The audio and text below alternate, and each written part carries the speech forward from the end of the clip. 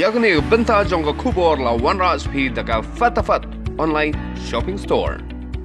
Hinne ka step ka khatn reu tarik unai tung ka wei ka grand item ka badan ya number ML05S pra sau sanlai ka badai jong upulit kalalit TYNRAH shwa ya ka wei ka auto ka badan ya number ML05G not new saulai ka badai jong uba biron sing nongneng bat hadian kata saya ka wei ka MARUTI ALTO ka badan ya number ML05P i wei pra lai sau ka badai jong ikong iba shisha kharumnut iba na ja langsing bat kane ka jingja kala ja JINGKIENG MAWLAI ha mulai rohem kabajulor bon na gani kejingya takho kali kedai ka alto kabalayang harut surok bat kabamut ban pha sna kali bat kabadon bok kolong ba ibanya ya kani ka alto ilayar na kakali ban naik keren bat kinong sna kali ban kumta ilalait na kejing mensaw katkum kejingya tho unongnya kakali auto uloong ba kani kakali grand item kala TYNRAH shwa ya ka auto kejong u nadien bat nang tapat saya ka MARUTI ALTO uni ubanya ya ka auto ulai tho ba usngau sitom ka krung Abang tu pila banyak kekumdu kerja tu accident mana?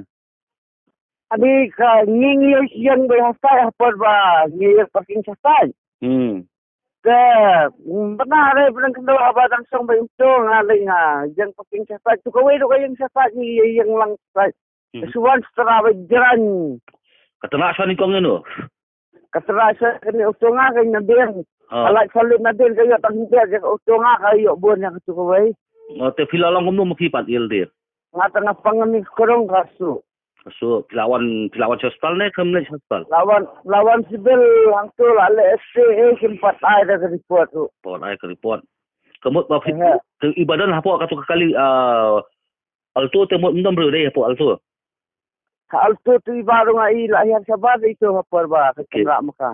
Kumbaj pen kemau hapo kini ke atyo kini ke surok ba ke badan hamolai yor ngap kalamat lightly ke jinga takho kali hakaba hakamit jong ka lai phau tarik minsim banai atli ke minsiam bakodor kiladu ai hadin kajinga takho kali bat katrok batang hinin kesngi khatsan tarik unai tung kawai ke lokal taksi kalalai rat ya kawai katrok hakaba unongnya ke lokal taksi ulamen saujur bat menta udan hapdeng gajing sumar ha civil hospital Shillong.